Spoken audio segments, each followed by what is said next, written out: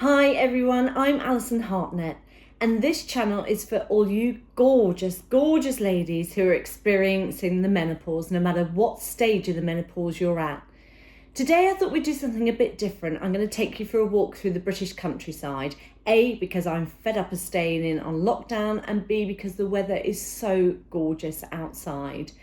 Today I'm going to talk to you about my personal journey into the menopause, how I ended up getting terrible advice from one doctor, getting great advice from another, and ending up being prescribed HRT, which, believe me, has saved my life. So without further ado, let's get ready and go for a walk. Wellington boots?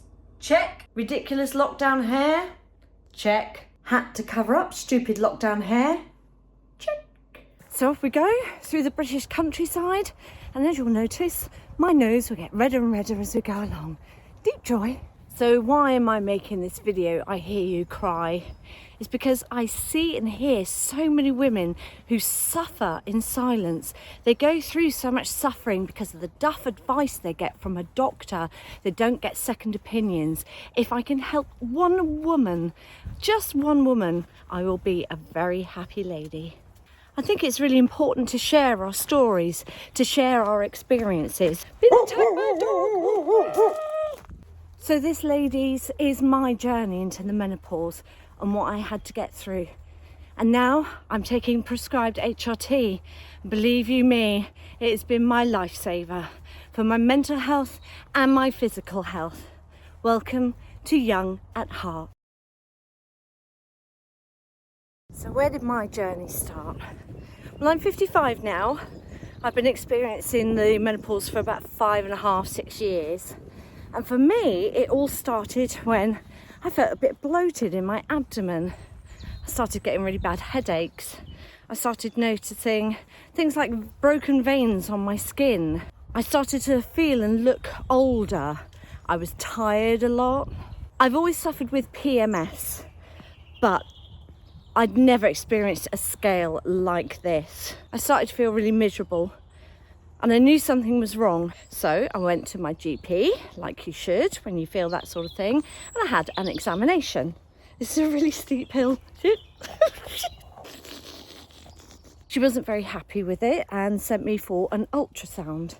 Now, I was expecting a bit of jelly rubbed on my belly. Oh no, straight up the wazoo with the jelly. Ugh, disgusting. Man doctor. It's always a man, isn't it? Because you can never keep your dignity. That revealed that I had a marker on my left ovary, a Cancerian marker, but they told me not to worry about it and that they would send me for something called an endoscopy. And that's another procedure that is absolutely disgusting. I won't take you through that today because it was evil. But again, a male doctor. Brilliant. The endoscopy itself went very well. They didn't find anything too untoward, just some polyps that they removed, and I had a biopsy. And this is where the trouble started.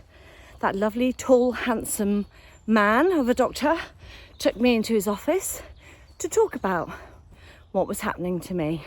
Because by now I've been suffering for about 18 months. None of these things were quick. And in the meantime, I didn't feel like myself. My moods were terrible, especially at work. Everyone seemed to annoy me and everything annoyed me. The red mist would go up all the time. I was irritable with so many people that I'd never been irritable with before, and I couldn't understand it. I just didn't feel like me, and I knew something was wrong, and I knew I had to get some help. But I seriously thought I was suffering with dementia. Or maybe Alzheimer's, because I couldn't remember anything. Your brain starts to play tricks on you.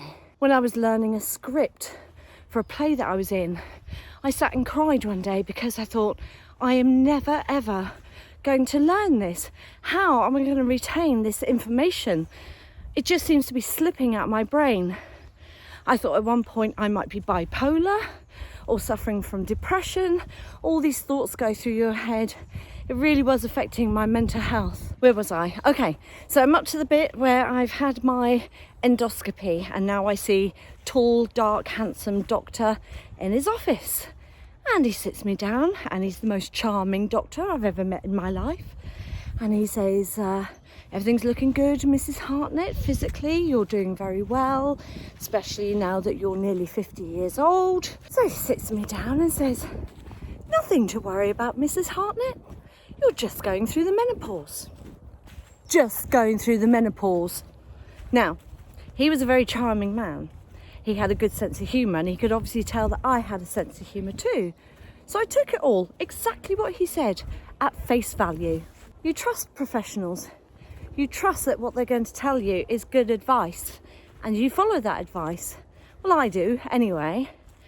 So one of my first questions was, I've heard about HRT. Would it be suitable for me?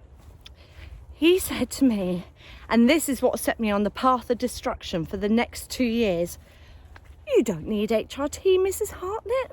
You're doing very well. You should go cold turkey. You're in good physical shape, you're in good mental shape. I don't understand why women in the Western world want to take HRT, because in the third world they manage perfectly well without it. It's that bit of advice, that snippet of advice from a professional that set me on my path to destruction for the next 2 years. I was absolutely miserable because I believed him, and I believed that HRT wasn't good for me and that I didn't need it, and I trusted him. Oh, let's get through the gate.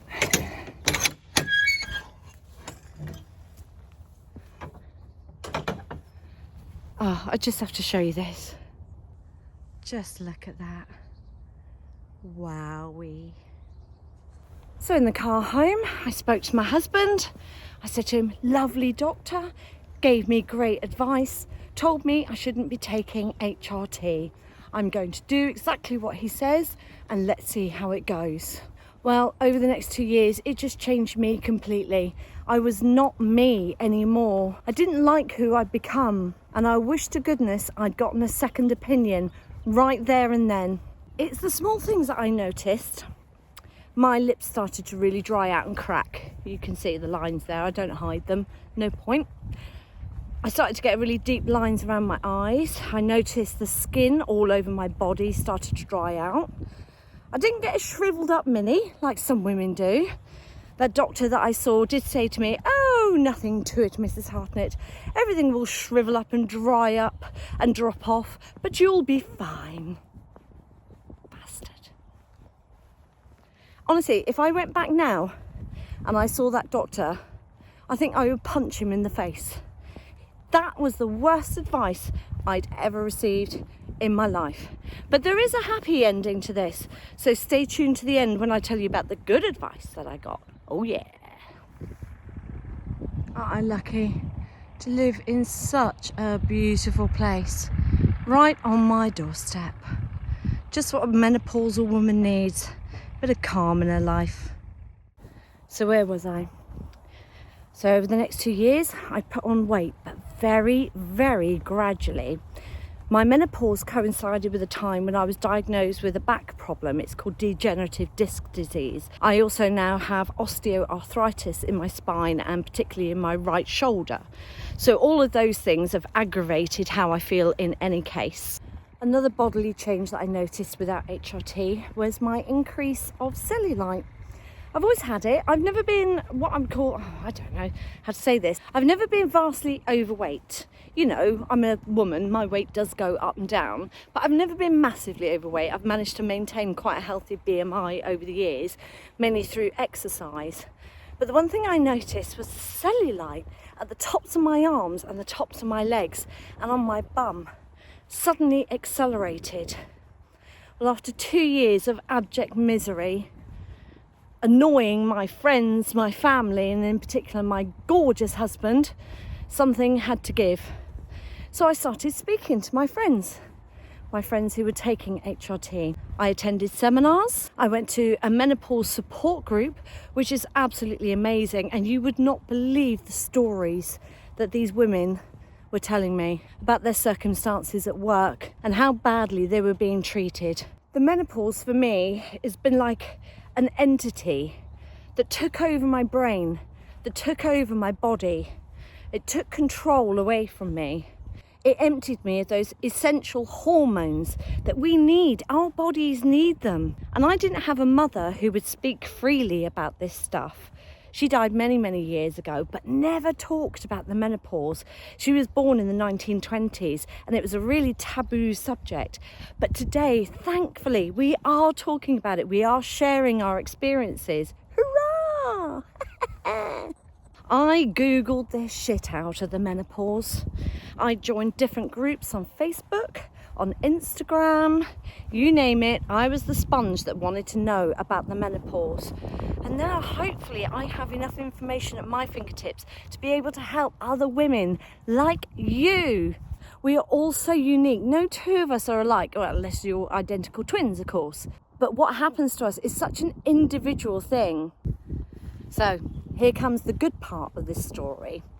So having spoken to a couple of good friends who both completely different circumstances with their menopause.